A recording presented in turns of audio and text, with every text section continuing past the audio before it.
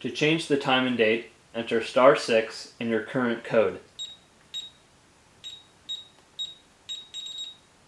You'll see the symbol to indicate programming flashing on the LCD.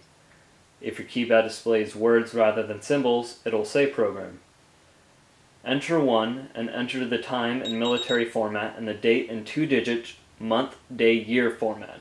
So for 1:20 p.m. on July 17th, 2013, we would enter 1320071713. The keypad will beep after you enter all the digits. Enter pound twice to exit programming. After a few seconds, your new time should appear on the screen.